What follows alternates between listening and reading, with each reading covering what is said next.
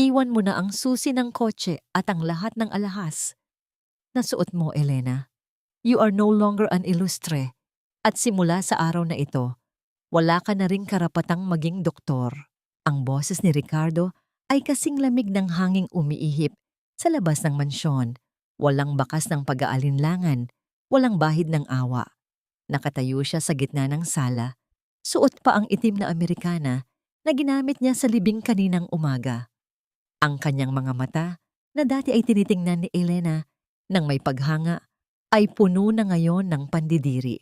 Sa mga sandaling iyon, ang mga kamay ni Elena ay nanginginig habang yakap-yakap ang isang maliit na puting kumot. Ang kumot na dapat ay gagamitin ng kanyang anak na hindi man lang nakauwi mula sa ospital. Basang-basa pa ang laylayan ng kanyang bestida mula sa putik ng sementeryo. Kakalibing lang nila sa kanilang sanggol 5 oras ang nakalilipas. Ang hapdi sa kanyang puson mula sa operasyon ay hindi pa lubos na naghihilom, ngunit ang hapdi sa loob ng kanyang dibdib ay tila isang malaking sugat na pilit binububuksan ng bawat salitang binibitawan ng kanyang asawa. Dahan-dahang pumasok si Doña Imelda mula sa malawak na pasilyo. Ang tunog ng kanyang mamahaling tsinelas sa marmol na sahig ay tila isang banta. May hawak siyang isang makapal na envelope at ang kanyang mukha ay selyado ng puot. Huwag kang tumingin sa amin na parang ikaw ang biktima, Elena. Ang sabi ng matandang babae. Ang boses ay puno ng pait. Dahil sa kapabayaan mo, namatay ang apo ko. At dahil sa kapabayaan mo sa operating room, nasira ang pangalan ng Sacred Heart Hospital. Isang malaking pagkakamali na pinayagan ka naming pumasok sa pamilyang ito. Tila tumigil ang pag-ikot ng mundo para kay Elena. Ang hangin sa loob ng silid ay naging malapot. Mahirap lang hapin. Naramdaman niya ang unti-unting pagpanaw ng init sa kanyang mga daliri. Ang bawat salita ni Imelda ay tila isang karayom na itinutusok sa kanyang mga sentido. Hindi siya makapagsalita. Ang kanyang lalamunan ay tuyo. Tila nilamon ng buhangin ang bawat kataga ng pagtatanggol na nais niyang isigaw. Paano nila nagagawang baligtarin ang lahat? Si Ricardo ang kasama niya sa silid nung gabing iyon. Si Ricardo ang nagbigay ng utos at ang bata. Ang bata na nawala sa kanya. Pirirmahan mo ang mga papel na ito. Muling pagsasalita ni Ricardo habang inilalapag ang mga dokumento ng annulment at isang kasunduan sa ibabaw ng lamesang gawa sa nara. Inamin mo na sa harap ng board na ikaw ang nagkamali sa huling operasyon. Ang iyong lisensya ay binalot na ng suspension at sa lalong madaling panahon, tuluyan na itong babawiin. Wala ka ng silbi sa amin, Elena. Inabot ni Elena ang lamesa para hindi siya tuluyang matumba. Ang kanyang paningin ay nagsimulang lumabo. Hindi dahil sa luha, kundi dahil sa matinding hilo na tila humihigop sa kanyang malay. Nakita niya ang kanyang sariling pirma sa mga dokumentong hindi niya maalalang binasa ng maayos noong mga nakaraang araw ng kanyang pagluluksa. Ginamit nila ang kanyang kahinaan, ginamit nila ang kanyang pagkasawi para nakawin ang tanging bagay na pinaghirapan niya sa buong buhay niya, ang kanyang dangal bilang isang manggagamot. Hindi ko magagawa iyon. Ang bulong niya, ang boses ay tila galing sa ilalim ng lupa, mahina at basag. Wala ka ng pagpipilian. Ang mabilis na tugon ni Imelda. Lumapit ang matandang babae at marahas na hinablot ang maliit na puting kumot mula sa mga bisig ni Elena. Ito ay para sa isang ilustre at ikaw, wala ka ng kinalaman sa amin. Alis. Sa isang iglap, naramdaman ni Elena ang marahas na pagtulak sa kanya patungo sa malaking pintuan ng mansyon. Ang bawat hakbang niya ay tila paglakad sa ibabaw ng mga bubog. Nang bumukas ang pinto, sinalubong siya ng malakas na buhos ng ulan at ang madilim na langit na tila nakikiramay sa kanyang pagkaubos. Nadapa siya sa semento ng driveway, ang kanyang mga tuhod ay naramdaman ang gasgas ng matitigas na bato.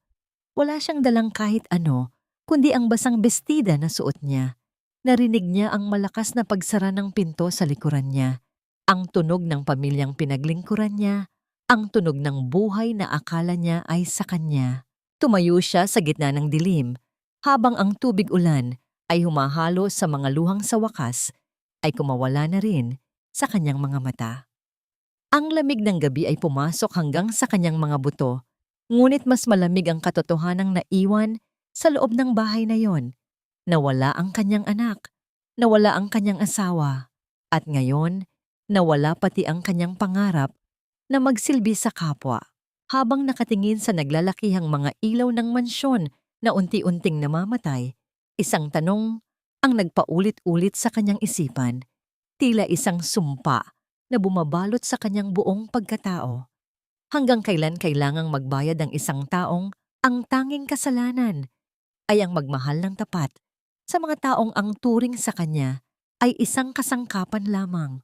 Ang huling nakita ni Elena bago tuluyang lamunin ng dilim ang kanyang malay ay ang anino ng isang babae sa bintana ng ikalawang palapag. Isang nurse na dati niyang nakatrabaho na nakatingin sa kanya ng may halong takot at tila may gustong isigaw, ngunit nananatiling tikom ang bibig. 5 taon. Para sa iba, ang 5 taon ay mabilis na paglipas lamang ng mga pahina sa kalendaryo. Ngunit para kay Elena, bawat segundo ng bawat araw sa nakalipas na kalahating dekada ay tila paghakbang sa nagbabagang mga uling. Ang bawat hapdi ng kanyang mga sugat noon ay naging matitigas na pilat na nagsilbing baluti ng kanyang pagkatao. Hindi na siya ang basang sasa at sugatang babaeng iniwan sa gitna ng ulan. Ngayon, ang hangin sa paligid niya ay tila yumuyukod sa bawat niyang paghinga.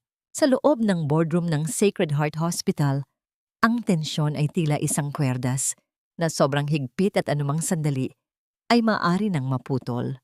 Nakaupo si Ricardo sa dulo ng mahabang lamesa, pilit na itinatago ang panginginig ng kanyang mga kamay sa pamamagitan ng pag-aayos ng kanyang mamahaling kurbata.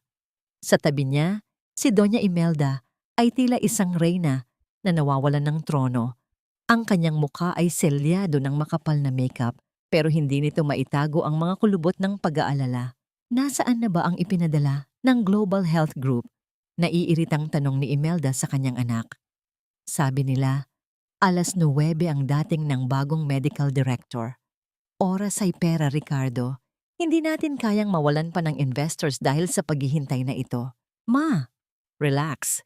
Sabi ng sekretarya, papasok na raw siya. Sagot ni Ricardo.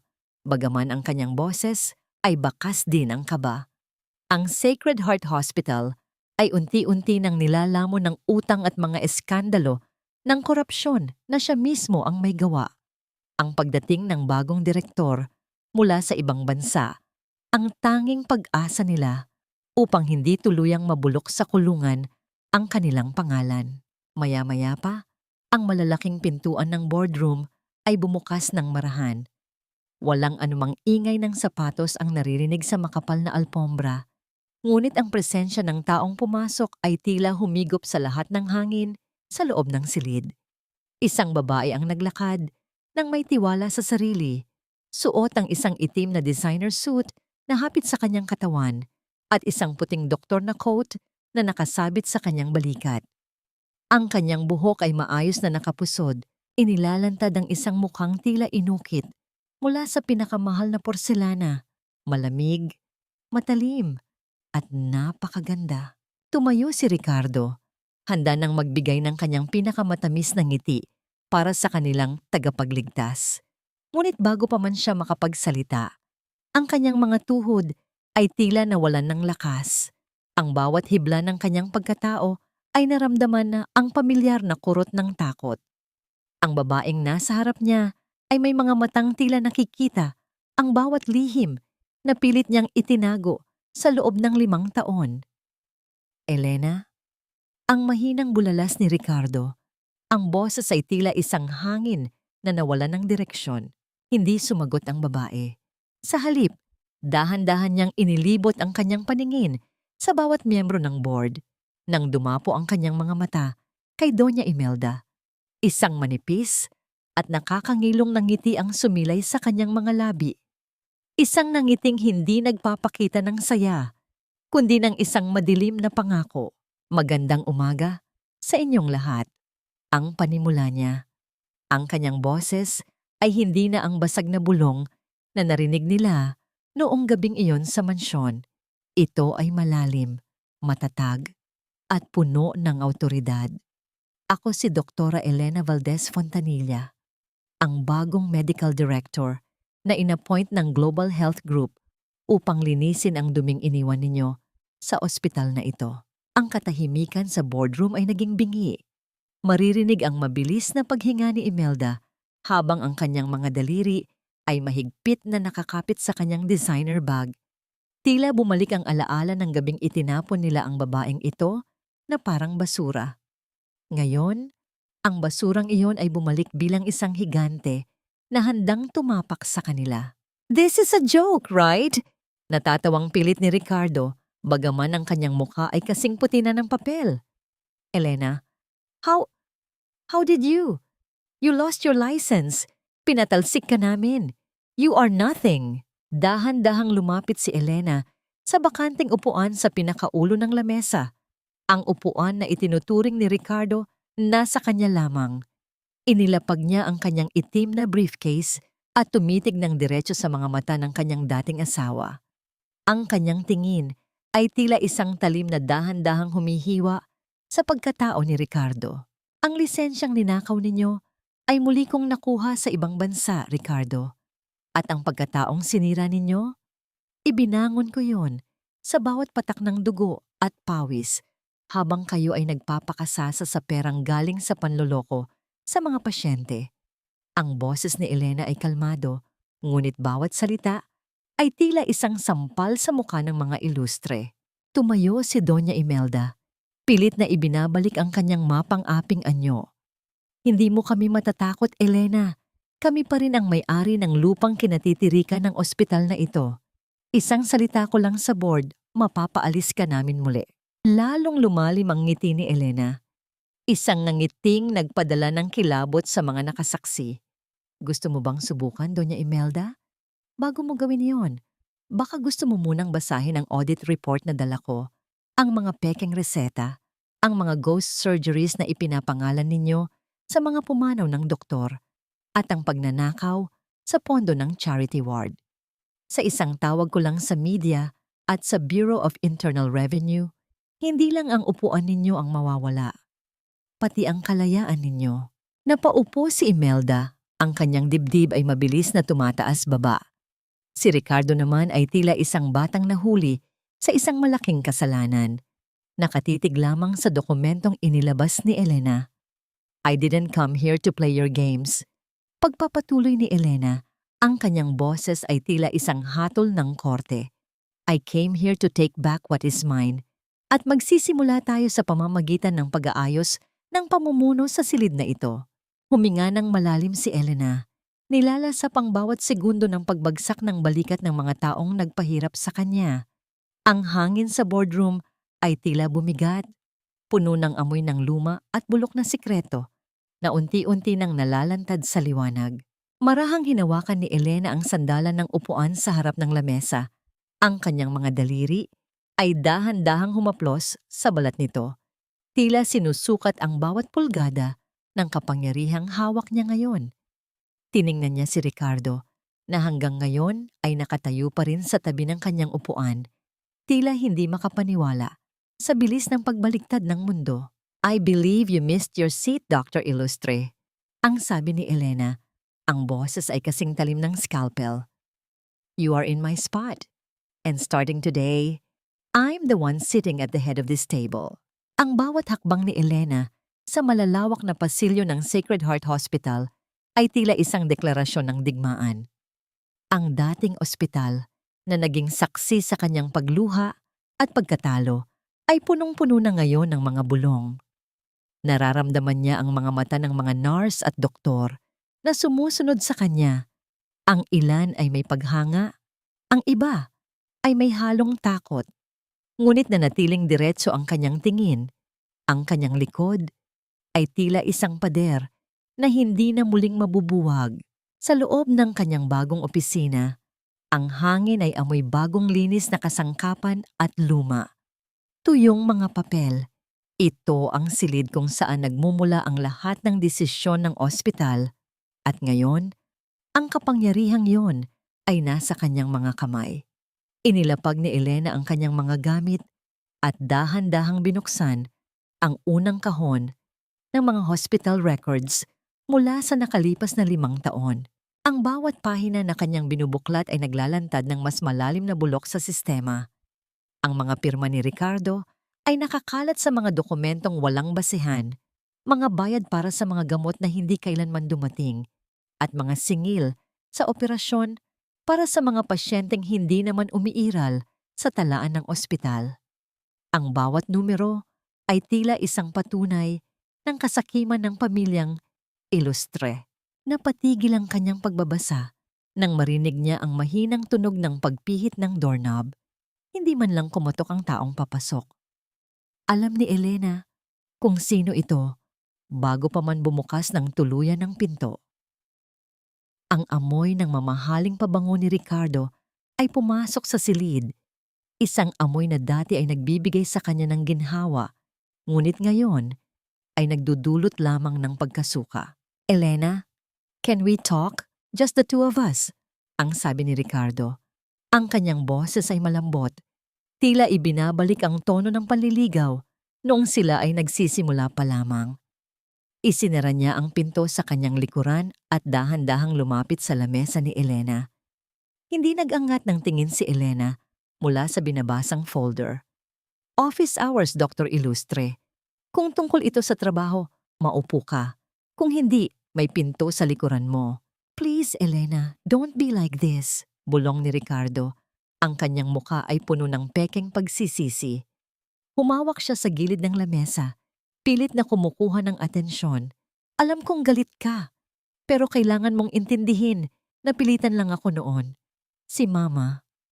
She was controlling everything. Wala akong magawa kundi sumunod para protektahan ka rin. Sa pagkakataong ito, dahan-dahang inangat ni Elena ang kanyang ulo. Ang kanyang mga mata ay walang kahit anong emosyon, kasing lamig ng yelo sa Antarctica. Protektahan ako?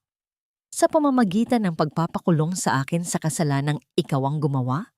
Sa pamamagitan ng pagtatapon sa akin sa kalsada habang dumadaloy pa ang dugo sa aking mga binti dahil sa pagkawala ng anak ko? Elena, mahal kita. Alam mo yan.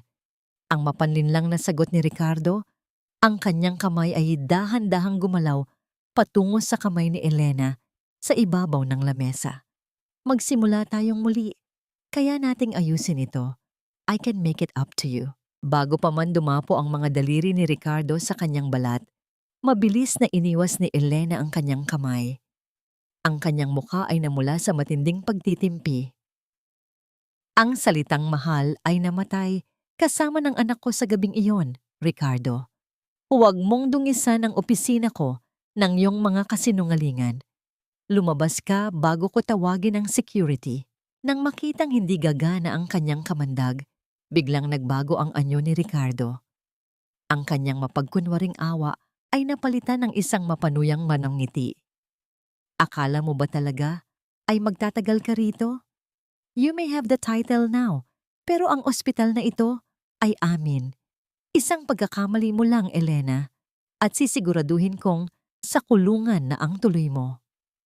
Hihintayin ko ang pagsubok mo, Ricardo.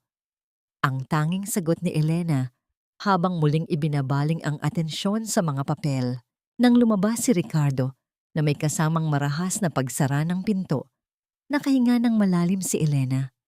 Ang kanyang puso ay mabilis ang tibok, hindi dahil sa takot, kundi dahil sa puot na pilit niyang ikinukulong. Upang pakalmahin ang sarili, kinuha niya ang isa pang makapal na folder mula sa ilalim ng tumpok. Ito ay ang mga talaan mula sa charity ward noong taon ng kanyang pag-alis. Habang hinihimay ang bawat pangalan, isang dokumento ang nahulog mula sa pagkakaipit. Ito ay isang sulat kamay na tala mula sa isang lumang nurse. Nakasaad doon ang tungkol sa isang hindi rehistradong sanggol na dinala sa ospital sa mismong gabi ng kanyang operasyon. Isang sanggol na may malubhang sakit sa puso, ngunit walang magulang na nakatala. Ang petsa sa dokumento ay tumugma sa petsa ng kapanganakan ng kanyang anak. Ang mga daliri ni Elena ay nagsimulang manginig habang binabasa ang huling linya ng ulat. Ang sanggol ay dinala sa pasilidad sa ilalim ng mahigpit na bilin ni Doña Imelda Ilustre. Bawal itala ang pinagmulan. Ang hininga ni Elena ay tila naglaho. Isang ligaw na pag-asa at matinding takot ang sabay na sumabog sa kanyang dibdib. Kung ang kanyang anak ay namatay sa loob ng operating room, sino ang sanggol na ito na itinago ng kanyang biyenan? Isang malaking misteryo ang tila bumukas sa harap ni Elena. Isang lihim na 5 taon nang nakabaon sa ilalim ng mga kasinungalingan ng mga ilustre. Ang bango ng pulbos at gatas ay humahalo sa amoy ng disinfectant sa loob ng pediatric ward ng Sacred Heart Hospital. Para kay Elena, ang bawat hakbang sa pasilyong ito ay tila paglalakad sa isang pangarap na matagal na niyang ibinaon. Ang mga guhit ng makukulay na hayop sa pader ay hindi nakapagpawi sa lungkot na dulot ng mga mahihinang ubo at iyak ng mga paslit na naroroon. Habang tinitingnan ni Elena ang mga chart ng mga pasyente, napatigil siya sa harap ng isang maliit na kama sa dulo ng ward. Isang bata ang nakaupo roon, tahimik na nakatingin sa labas ng bintana. Ang kanyang balat ay kasing puti ng papel at ang kanyang mga labi ay may bahagyang kulay ng ube. Isang malinaw na senyales ng kakulangan ng oxygen sa dugo. Si Angel po yan, Doktora Elena. Ang mahinang paliwanag ng nurse na kasunod niya. 5 taong gulang. Foundling po siya. Iniwan dito sa ospital noong sanggol pa lang. May malubhang congenital heart disease siya, pero hanggang ngayon ay hindi pa maoperahan dahil sa kakulangan ng pondo ng Charity Foundation. Tila may humaplos sa puso ni Elena nang marinig ang pangalan ng bata. Angel. Lumapit siya sa kama at dahan-dahang naupo sa gilid nito. Ang bata ay dahan-dahang lumingon sa kanya. Ang kanyang mga mata ay malalaki, itim na itim, at puno ng isang uri ng katalinuhang hindi para sa isang batang kasing liit niya. Doc, ikaw po ba ang bagong anghel ni Angel? Ang tanong ng bata. Ang boses ay mahina at may bahagyang paghingal. Ngumiti si Elena. Isang ngiting totoo at abot hanggang sa kanyang mga mata. Isang bagay na hindi pa niya nagagawa simula nang bumalik siya sa Pilipinas. Ako si Doktora Elena. Bakit mo naman nasabing anghel ako? Kasi po, ang ganda niyo. Sabi ni Lola Basyon, kapag may dumating na magandang doktor, baka daw po pagalingin na niya ang puso ko para makatakbo na ako sa labas. Ang sagot ni Angel habang inuunat ang kanyang maliit na kamay upang hawakan ang dulo ng puting coat ni Elena. Nang dumapo ang mga daliri ng bata sa kanyang kamay, naramdaman ni Elena ang isang kuryenteng tila nagpabilis sa tibok ng sarili niyang puso.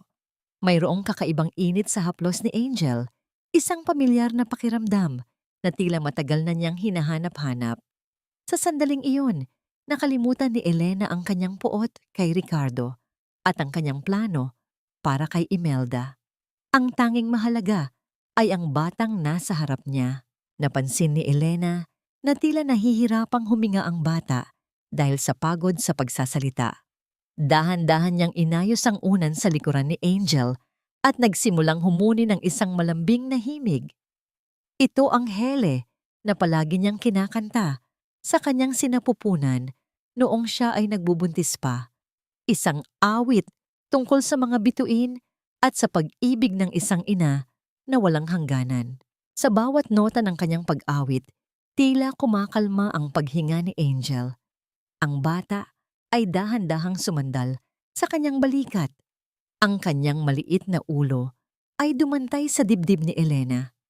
Ang katahimikan sa paligid ay nababalot ng isang uri ng kapayapaan na tila isang himala sa gitna ng magulong ospital. Nang tuluyang makatulog ang bata, Dahan-dahang inayos ni Elena ang gulugulong buhok nito sa likuran ng kanyang tenga. Ngunit biglang napatigil ang kanyang mga daliri. Ang kanyang hininga ay tila nabilatukan sa kanyang lalamunan. Sa likod ng maliit na tenga ni Angel, nakatago ang isang maliit at mapulang balat. Isang birthmark na may hugis ng isang maliit na talulot ng bulaklak. Nanigas ang buong katawan ni Elena. Ang kanyang paningin ay nagsimulang maglaro. Bumabalik sa alaala ng kanyang sariling sanggol na ipinakita sa kanya nang saglit bago ito tuluyang kinuha ng mga nurse. Ang kanyang anak ay may eksaktong birthmark na tulad nito. Isang bihirang marka na namana niya mula sa kanyang sariling ina. Ang kanyang mga kamay ay nagsimulang manginig habang hinahawakan ang chart ni Angel. 5 taong gulang. Iniwan sa ospital sa mismong buwan na sinabi sa kanya ni Ricardo na namatay ang kanyang anak. Isang malakas na pintig ang umalingaw-ngaw sa kanyang mga sentido. Ang bawat piraso ng puzzle ay tila unti-unting nabubuo. Ngunit ang katotohanang nabubuo sa kanyang isipan ay mas nakakatakot kaysa sa anumang kasinungalingang kanyang hinarap. Tumingin si Elena sa payapang mukha ng natutulog na bata. Habang ang isang mainit na luha ay dahan-dahang pumatak mula sa kanyang mga mata at dumapo sa pisngi ni Angel. "Sino ka ba talaga, Angel?" Ang pabulong na tanong ni Elena sa hangin, habang ang isang matinding pangamba ay nagsimulang bumalot sa kanyang puso. Ang pangambang ang batang ito ay hindi lamang basta pasyente, kundi ang buhay na pilit na ipinagkait sa kanya ng mga ilustre. "Huwag mong isipin na dahil nakabalik ka rito, ay kapantay mo na kami, Elena. Isang asong galaka lang na binihisan ng magandang coat. Pero ang amoy ng kanal na pinanggalingan mo ay hinding-hindi mawawala." Ang boses ni Doña Imelda ay parang haplit ng latigo. Bawat kataga ay punong-puno ng lason habang nakatayo siya sa loob ng opisina ni Elena. Hindi siya kumatok, hindi siya nagpaalam. Tila ba pag-aari pa rin niya ang bawat pulgada ng silid na yon. Ang kanyang suot na mamahaling lila na terno ay tila nagpapatingkad sa kanyang maputlang kutis at sa kanyang mga labing laging nakapustura para sa pananakit. Sa sandaling iyon, hawak ni Elena ang isang maliit na baso ng tubig para sa kanyang gamot sa ulcer. Isang sakit na nakuha niya dahil sa mga gabing hindi siya kumakain noong siya ay pinalayas. Ang pagdating ni Imelda ay tila isang malakas na hampas ng hangin na nagpatahimik sa buong paligid. Ibinaba ni Elena ang baso sa lamesa nang may dahan-dahan. Ang tunog nito sa ibabaw ng salamin ay tila isang hudyat ng pagsisimula ng labanan. Naramdaman ni Elena ang pananakit ng kanyang mga panga dahil sa mahigpit na pagkakagat. Ang kanyang mga palad ay nagsimulang mamasa-masa at ang bawat ugat sa kanyang leeg ay tila gustong pumutok sa galit na pilit niyang ikinukulong. Sa bawat paghinga niya, nararamdaman niya ang malamig na sahig ng kalsada noong gabing itinapon siya ng babaeng ito. Ang bawat hapdi ng kanyang nakaraan ay tila bumabalik, tulad ng mga karayom na isa-isang itinutusok sa kanyang balat. "Ito ba ang dahilan kung bakit ka nagpunta rito, Doña Imelda?" Ang tanong ni Elena. Ang kanyang boses ay kalmado, ngunit may dalang bigat na tila isang dambuhala. "Para lamang ipaalala sa akin ang iyong kabastusan. Marami akong trabaho. Ang ospital na ito ay kailangang iligtas mula sa pagnanakaw ng iyong anak." Tumawa si Imelda, isang halakhak na walang kagalakan, kundi puno ng pangungutya. Lumapit siya sa lamesa ni Elena at inilapag ang isang maliit na puting envelope. "Alam kong pera lang ang habol mo. Narito ang 5 milyong piso. Isang tseke na sapat na para makabalik ka sa lungga mo sa probinsya at wag nang magpakita pa rito.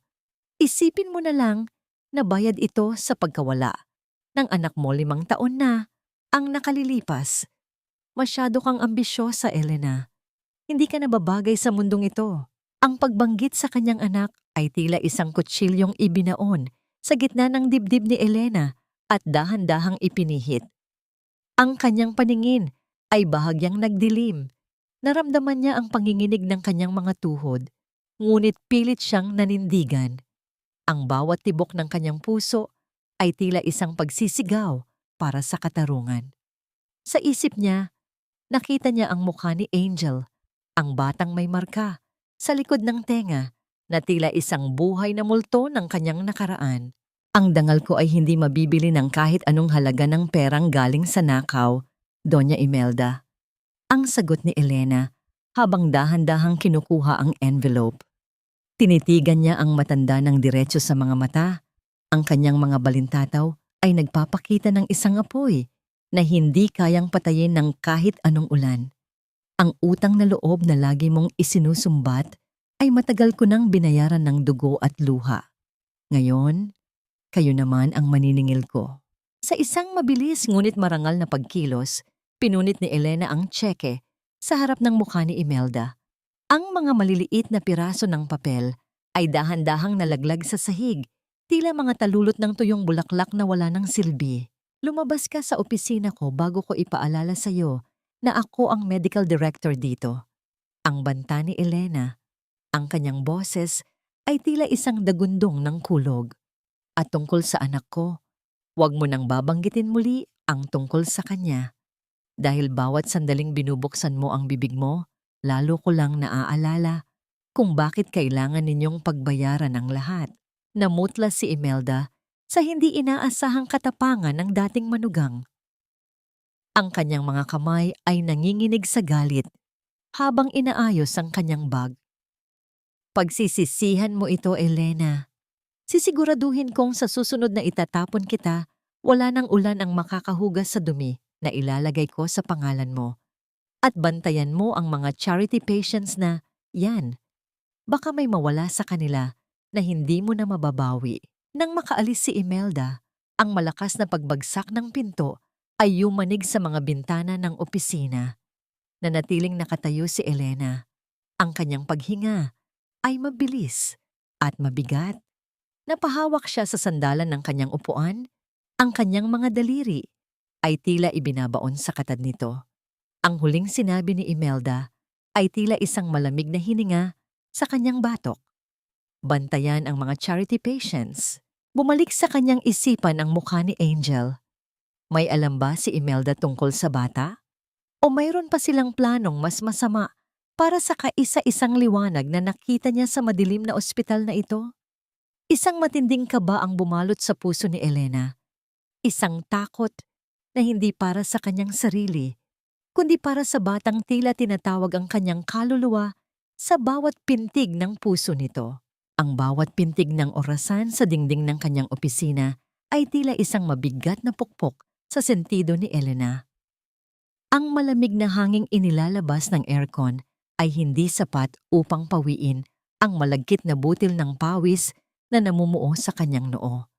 Sa kanyang harapan, ang puting coat na may bordang Doktora Elena Valdez Fontanilla ay tila naging isang napakabigat na baluti na hindi niya magawang isuot nang walang kasamang panginginig.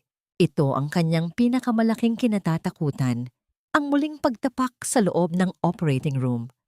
Simula ng gabing nakita niya ang sariling dugo sa puting sahig ng ospital habang pilit na inililigtas ang kanyang anak, ang amoy ng betadine at ang liwanag ng surgical lamps ay naging simbolo ng kanyang kamatayan.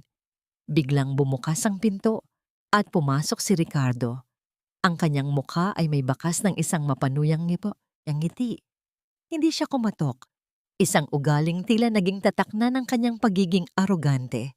Elena, may emergency sa ER. Isang pasyente ang kailangang maoperahan agad dahil sa cardiac tamponade, ang sabi ni Ricardo habang nakasandal sa hamba ng pinto. Ang kanyang boses ay tila isang hamon na may halong pangungutya. O baka naman hanggang ngayon ay nanginginig pa rin ang mga kamay mo sa tuwing nakakakita ka ng scalpel. If you can't do it, I'll let the board know that our new medical director is incompetent when it counts.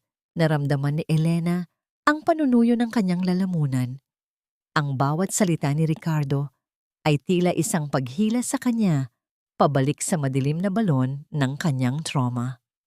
Nais niyang sumigaw, Nais niyang itaboy ang lalaking ito, ngunit ang kanyang katawan ay tila naging bato. Ang imahe ng operating room 5 taon na ang nakalilipas ay muling sumariwa. Ang tunog ng mga instrumentong nahuhulog sa sahig, ang mabilis na pag-atungal ng monitor, at ang huling sulyap niya sa kanyang asawang nakatayo lamang sa isang tabi habang siya ay nag-aagaw buhay. "I will handle it, Ricardo." Ang tanging lumabas sa kanyang mga labi, bagaman ang kanyang boses ay bahagyang pumiyok. "Good. Dahil kung hindi, baka ito na ang huling araw mo bilang doktor dito." Ang huling hirit ni Ricardo bago siya tinalikuran. Habang naglalakad patungo sa scrub area, ang bawat hakbang ni Elena ay tila paghatak sa isang napakabigat na kadena.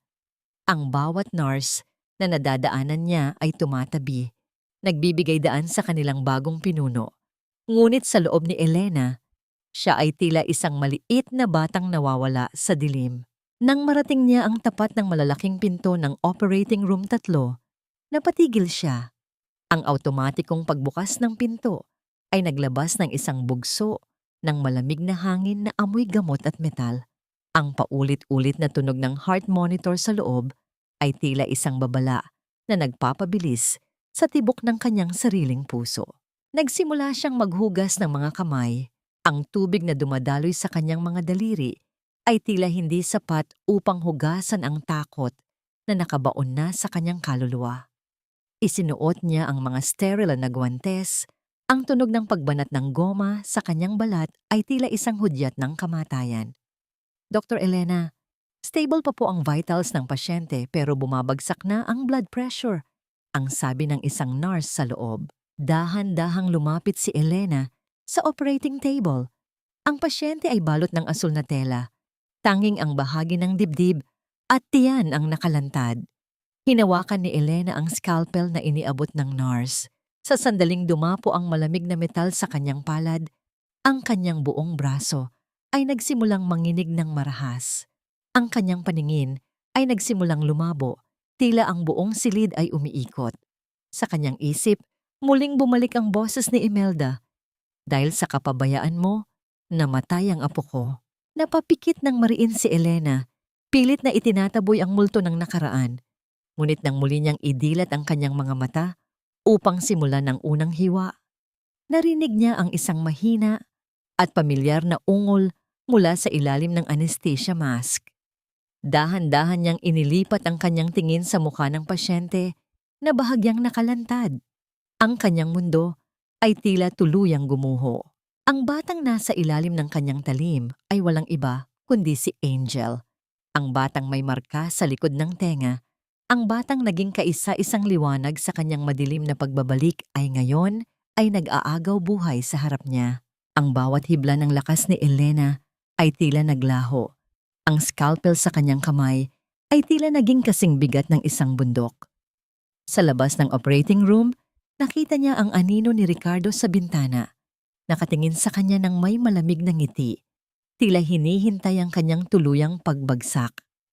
"Dr. Elena, kailangan na po nating magsimula," ang pagmamadali ng anesthesiologist. Ngunit ang mga kamay ni Elena ay nanatiling nakatigil sa itaas ng dibdib ni Angel, habang ang bawat patak ng kanyang luha sa loob ng surgical mask ay tila naging lason na unti-unting pumapatay sa kanyang huling pag-asa bilang isang ina at bilang isang doktor. Ang bawat tibok ng monitor sa loob ng operating room ay tila isang mabilis na paghabol sa oras na unti-unting nauubos.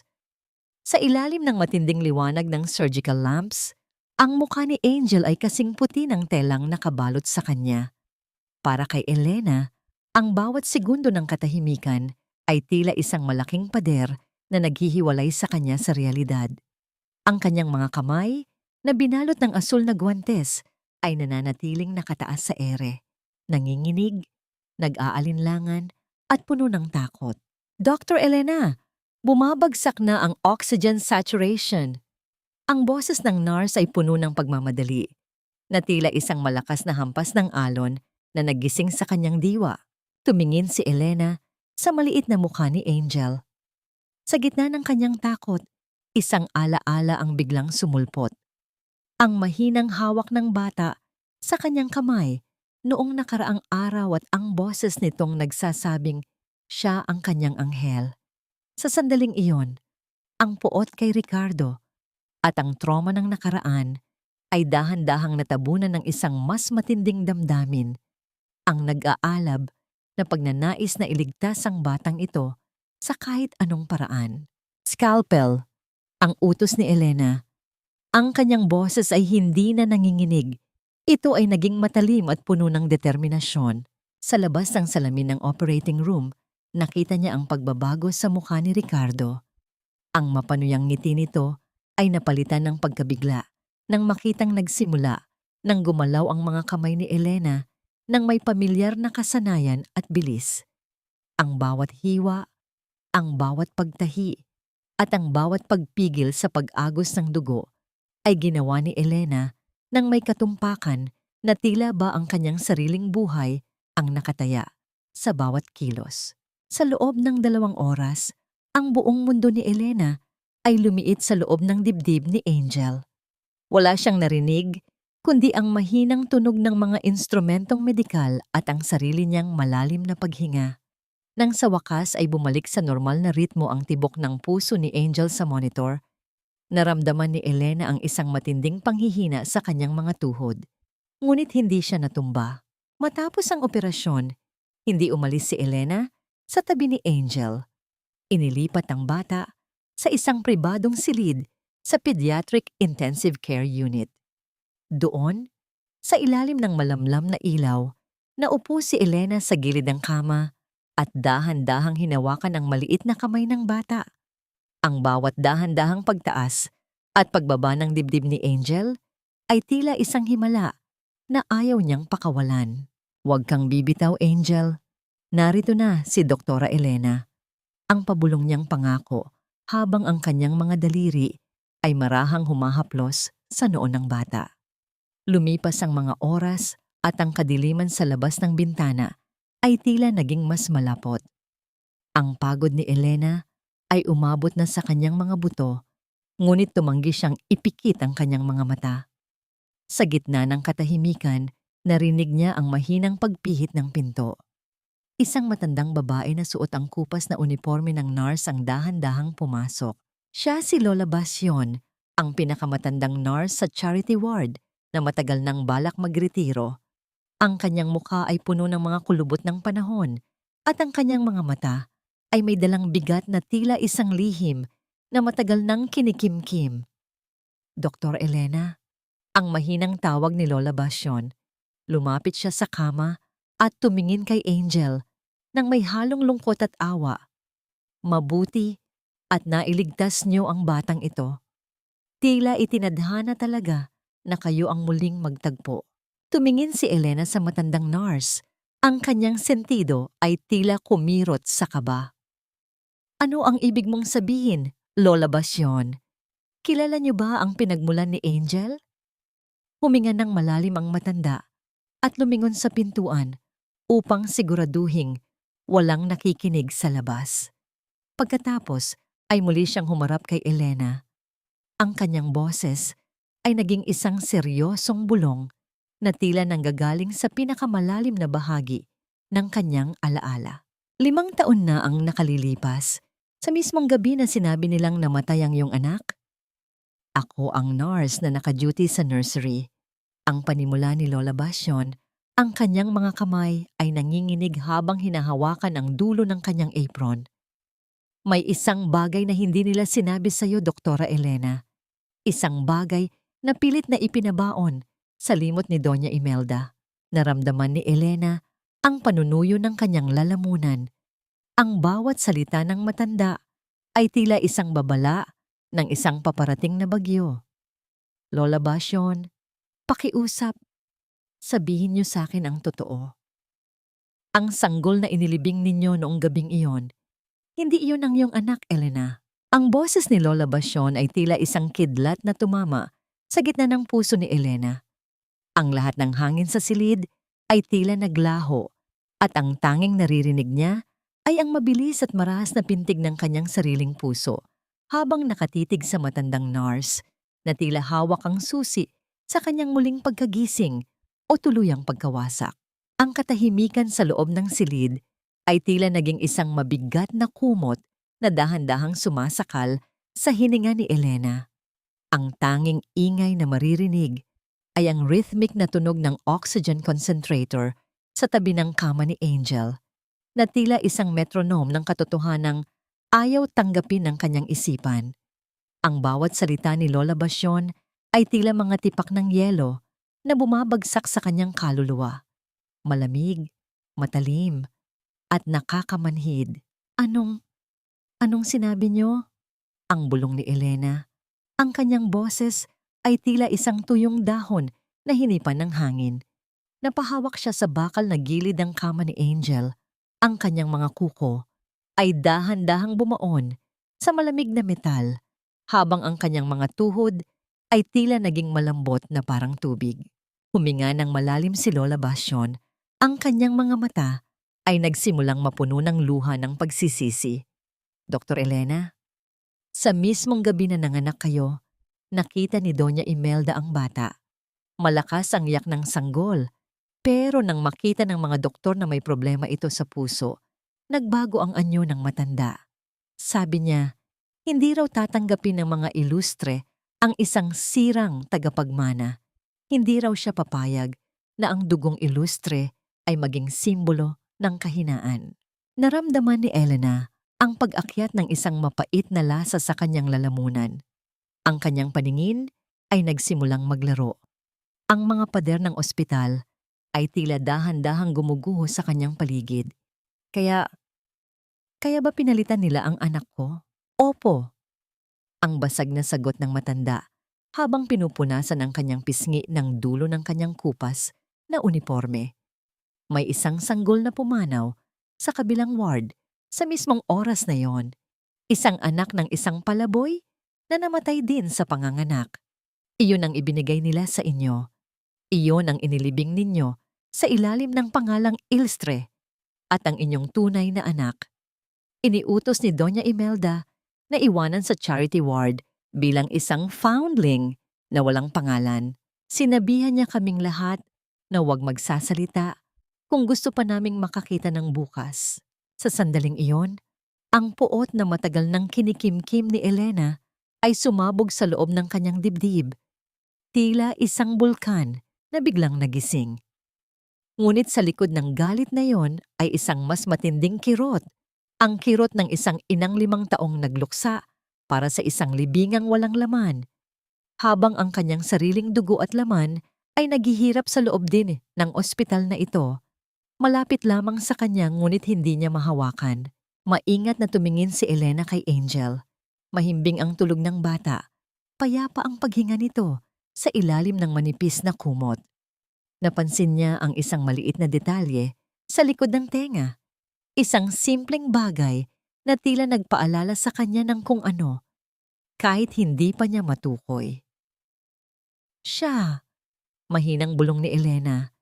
Dahan-dahang inilalapit ang kanyang kamay, ngunit hindi agad hinahawakan ng bata. Bakit pakiramdam ko? May kakaibang koneksyon ako sa kanya. Tumango si Lola Basyon. Ang kanyang mga balikat ay bumagsak sa bigat ng kumpisal. Siya ang sanggol na yon, Doktora Elena.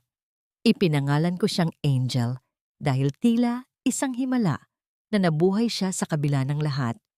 Pinantayan ko ang petsa ng kanyang pagdating sa record upang kahit paano ay may mahanap kayong bakas kung sakaling bumalik kayo. Isang hikbi ang kumawala sa mga labi ni Elena, isang tunog ng matinding pangungulila at vovov na katarungang sa wakas ay nahanap na ang kanyang daan pauwi.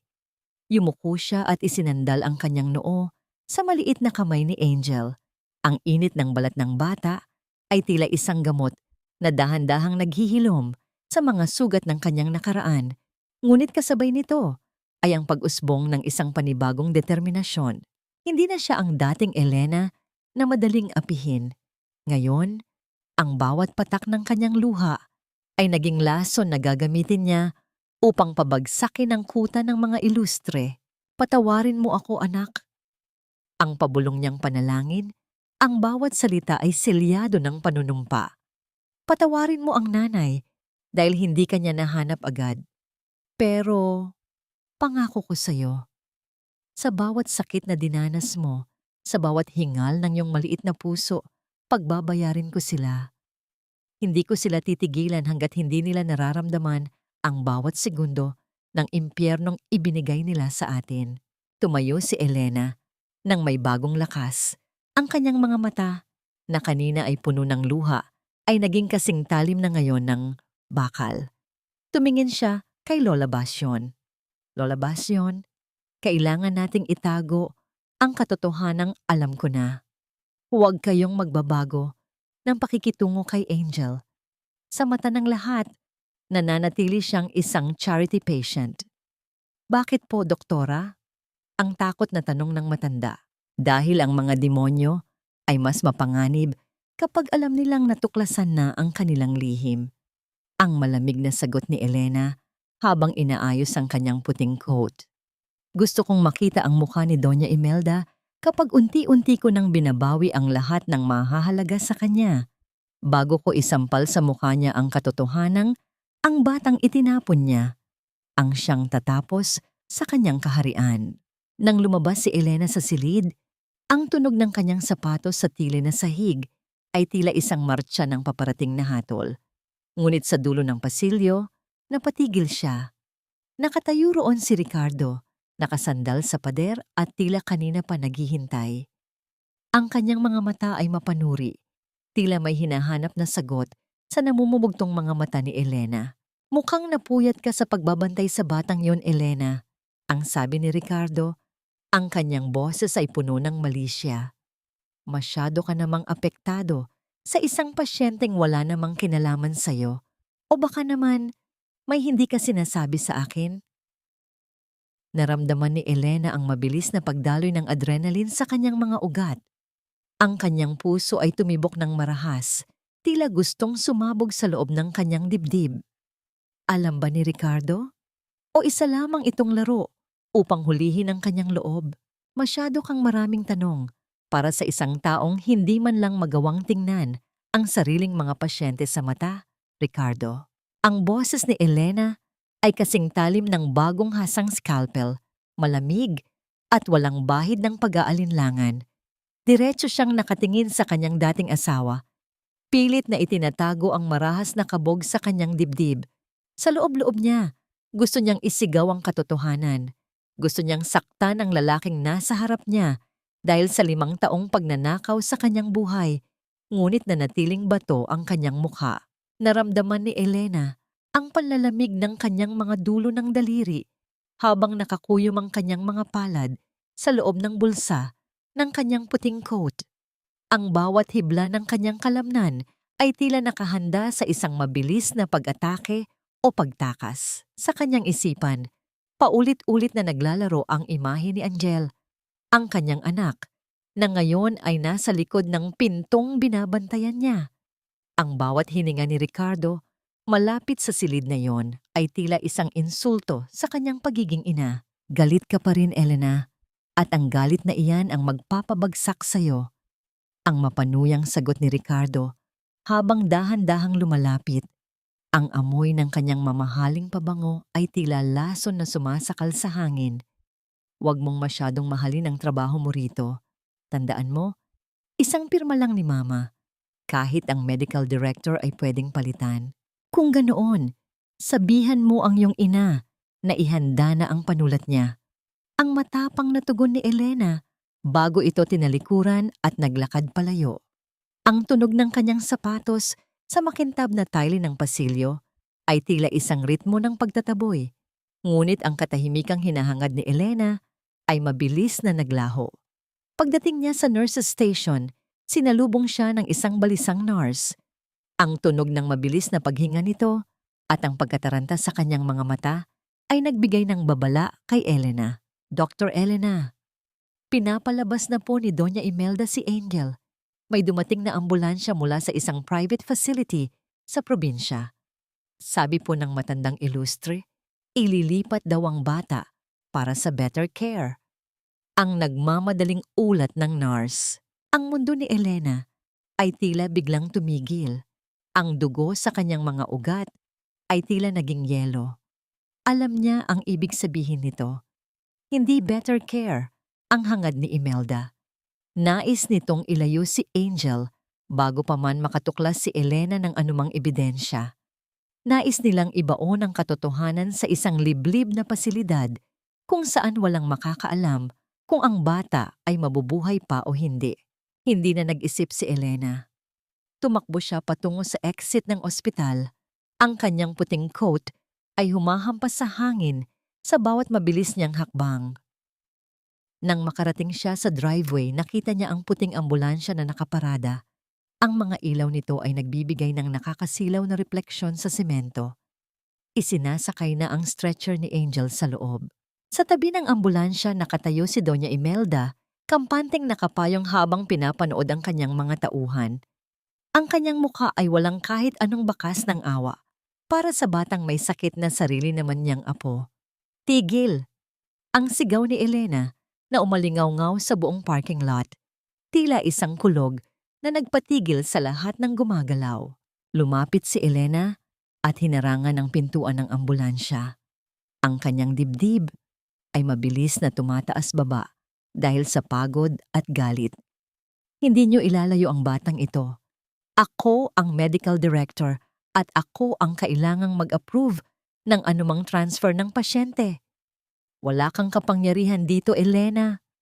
Ang matigas na sagot ni Imelda. Ang kanyang boses ay puno ng pagkamuhi. Ang pamilya Ilustre ang nagpopondo sa charity ward na ito. Kung gusto kong ilipat ang basurang ito sa ibang lugar, gagawin ko. Hindi siya basura, siya ay pasyente ko. Ang bulyaw ni Elena, ang kanyang mga mata ay naglalabas ng apoy na tila kayang tumunaw ng bakal. Nang makitang hindi matitinag si Elena, sinenyasan ni Imelda ang driver ng ambulansya na umalis na. Ang ugong ng makina ng sasakyan ay nagsimulang punan ng paligid. Isang banta na ang kanyang anak ay tuluyan ng mawawala sa kanya muli. Sa isang desperadong hakbang, tumakbo si Elena sa harap ng ambulansya. Tumayo siya ng matuwid. Ang kanyang mga braso ay nakadipa. Hinarang ang daan ng sasakyan. Ang nakakasilaw na ilaw ng headlamps ay tumatama sa kanyang mukha, ngunit hindi siya kumurap. Naramdaman ni Elena ang init ng makina sa kanyang harapan. Ang driver ay patuloy na binubuhay ang engine. Isang babalang sasagasaan siya nito kung hindi siya tatabi. Ngunit sa isip ni Elena, mas mabuti pang mamatay siya rito kaysa hayaang muling itapon ng mga Ilustre ang kanyang anak sa dilim. Hanggang kailan mo kayang panindigan ang iyong kasinungalingan, Imelda, bago ka tuluyang lamunin ang sarili mong kadiliman? Ang huling nakita ni Elena ay ang marahas na pag-abante ng ambulansya. Ang tunog ng gulong sa semento ay tila isang hiyaw ng paparating na trahedya. Sagasaan mo siya kung ayaw niyang tumabi. Isang hamak na doktor lang yan. Huwag ninyong hayaang pigilan ng mga Ilustre. Ang tinig ni Doña Imelda ay nangingibabaw sa ingay ng nagngangalit na makina ng ambulansya. Ang kanyang mga mata ay nanlilisik. Walang bakas ng pag-aalinlangan kahit na ang buhay ng kanyang dating manugang ang nakataya sa bawat pulgada ng pag-abante ng sasakyan. Sa gitna ng nakakasilaw na liwanag ng headlamps, nanatiling nakatayo si Elena. Ang bawat hibla ng kanyang puting coat ay nililipad ng hanging dala ng radiator fan. Ngunit ang kanyang mga paa ay tila ibinaon na sa semento.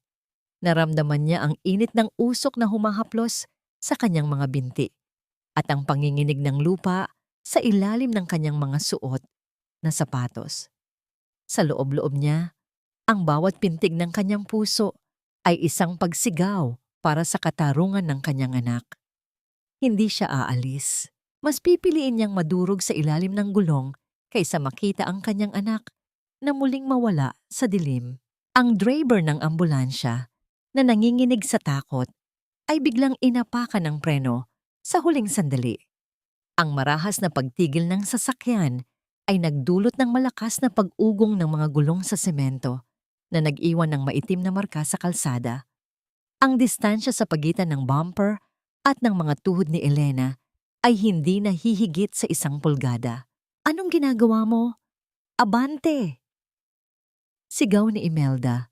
Ngunit sa pagkakataong ito, lumapit na ang mga security guard ng ospital at ilang mga doktor na nakasaksi sa kaguluhan. Doña Imelda, tama na.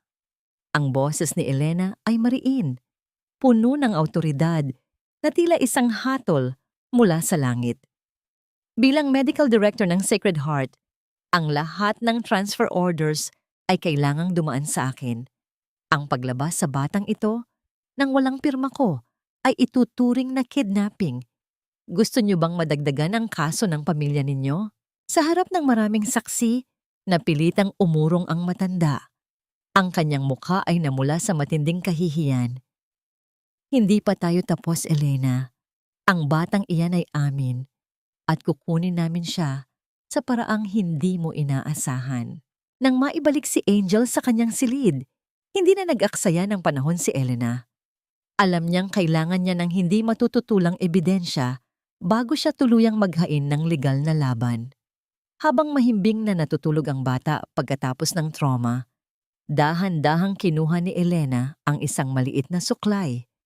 Maingat siyang kumuha ng ilang hibla ng buhok ni Angel, ang buhok na kasing lambot ng sutla, ang buhok ng kanyang tunay na anak. Kaunti na lang, anak. Babawiin na kita sa kanila.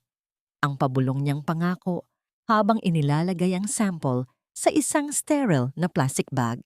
Agad niyang ipinadala ang sample sa laboratorio ng ospital sa ilalim ng isang pekeng pangalan upang hindi makahalata ang mga ilustre. Ngunit hindi alam ni Elena, sa bawat kilos niya may mga matang matagal nang nagmamasid. Si Ricardo, na nakatago sa anino ng pasilyo, ay nakita ang paglabas ng nurse.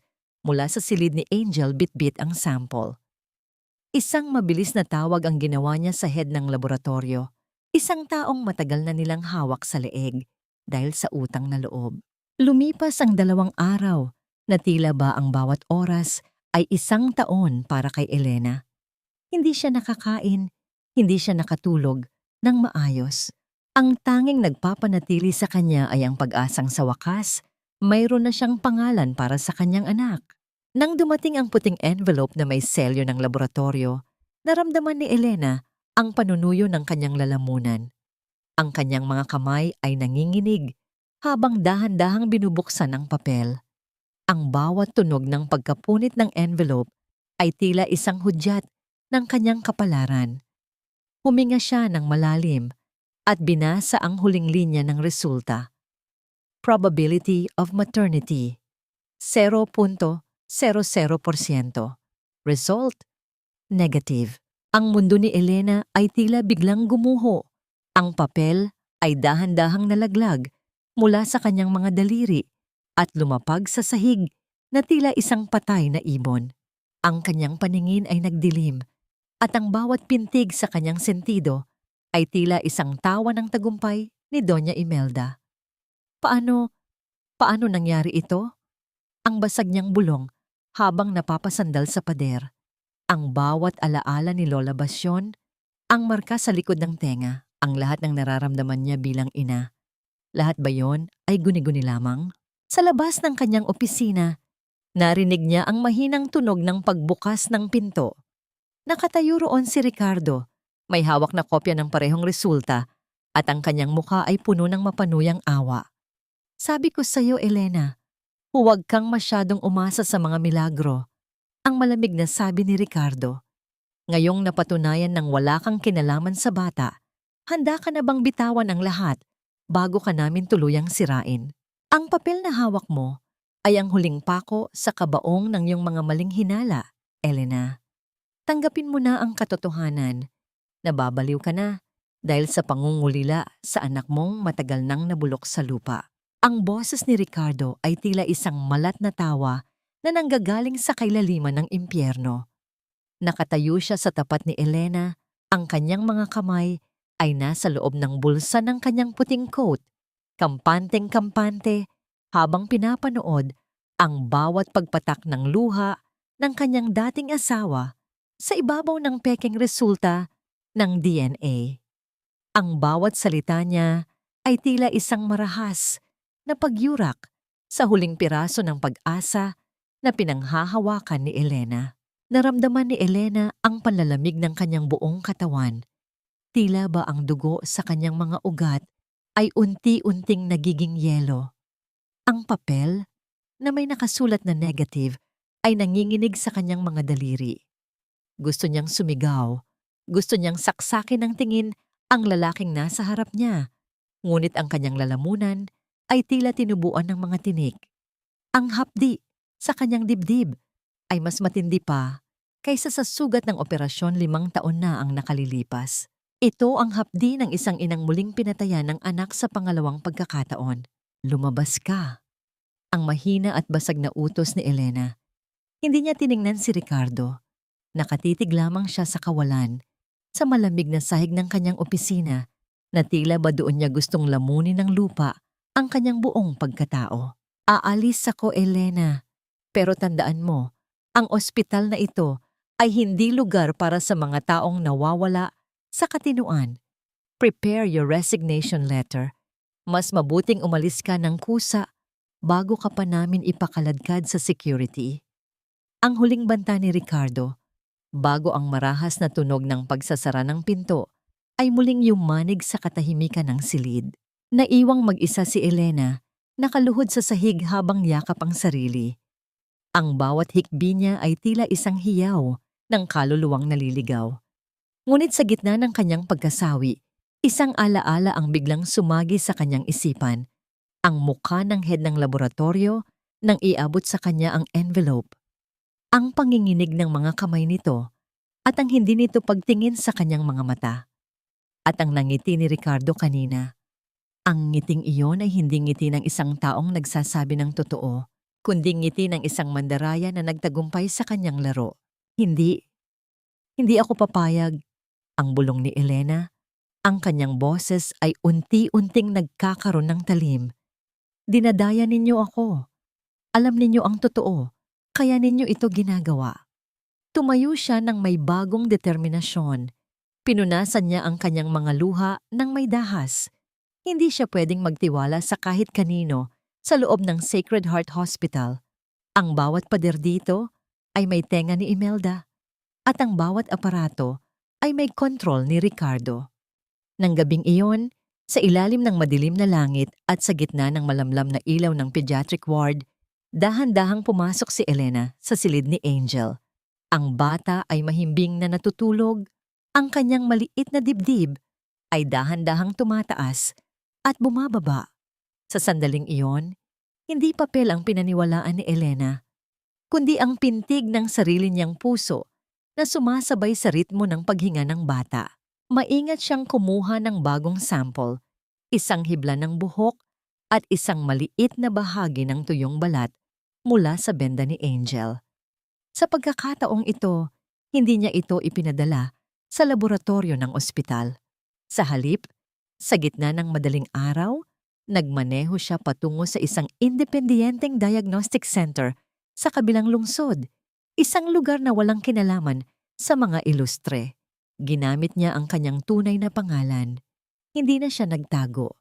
Ito na ang kanyang huling baraha.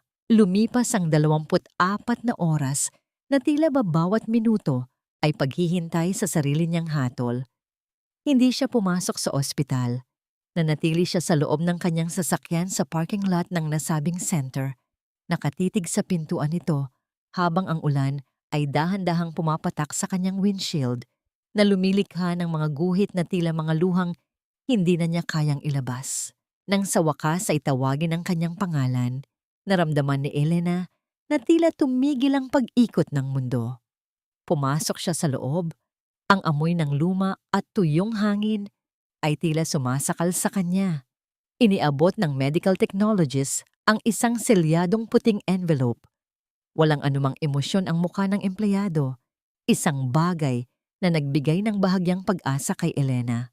Dahan-dahan niyang binuksan ang envelope sa loob ng kanyang sasakyan. Ang tunog ng pagkapunit ng papel ay tila kasing lakas ng isang pagsabog sa gitna ng katahimikan. Ipinikit muna niya ang kanyang mga mata. Isang mabilis na panalangin ang namutawi sa kanyang mga labi. Pagkatapos, dahan-dahan niyang idinilat ang kanyang paningin at binasa ang huling bahagi ng report. Probability of maternity. 70.79%. Result, positive. Isang malakas na pagsabog ng emosyon ang gumulantang sa buong pagkatao ni Elena. Napasandal siya sa manibela, ang kanyang mga kamay ay nanginginig ng marahas habang mahigpit na nakakapit sa papel. Ang bawat patak ng ulan sa labas ay tila naging awit ng tagumpay. Ang 70.7% na yun ay hindi lamang numero. Ito ang kanyang buhay. Ito ang kanyang katarungan. Ito ang kanyang angel.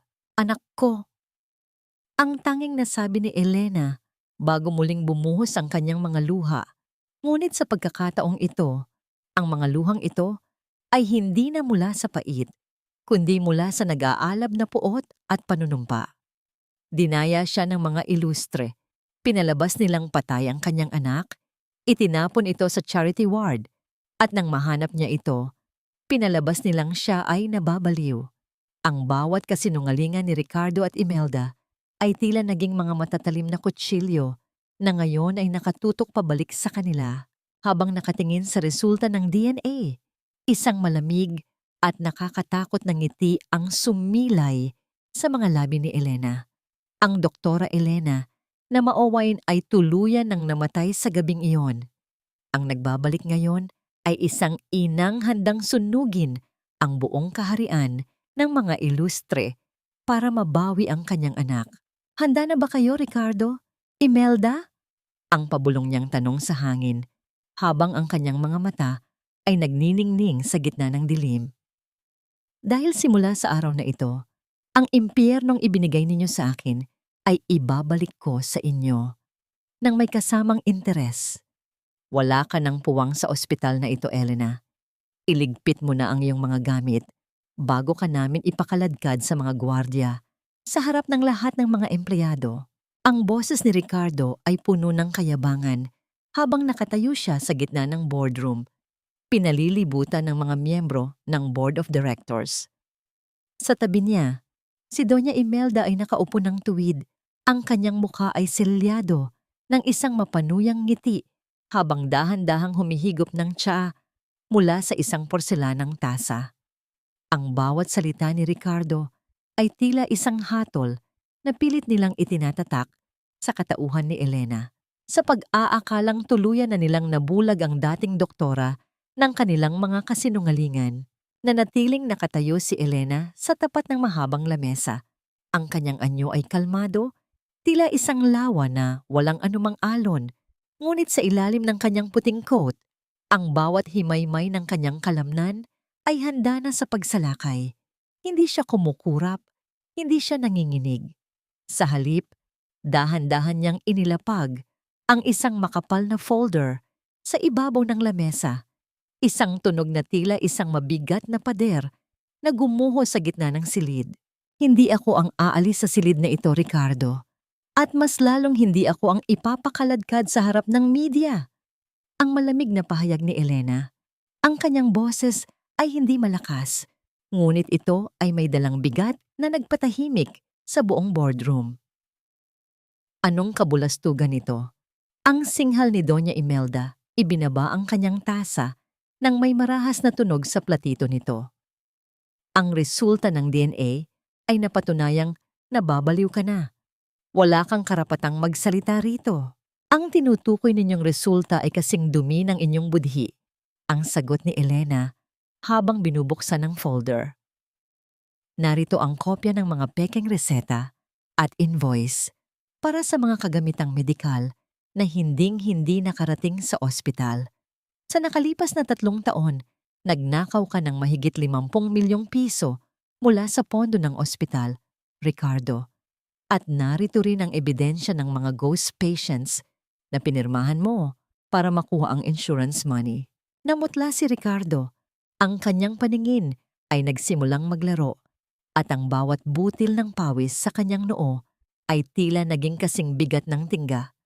Tinangka niyang abutin ang mga papel Ngunit mabilis itong iniiwas ni Elena. Ang mga miyembro ng board ay nagsimulang magbulungan. Ang kanilang mga mukha ay puno ng pagkabigla at galit. Kasalanan niya ang lahat ng yan. Sinisiraan niya lang ako. Ang sigaw ni Ricardo. Ang kanyang boses ay pumiyok sa matinding takot. Hindi pa ako tapos. Pagpapatuloy ni Elena, ang kanyang mga mata ay naging kasing talim ng bakal.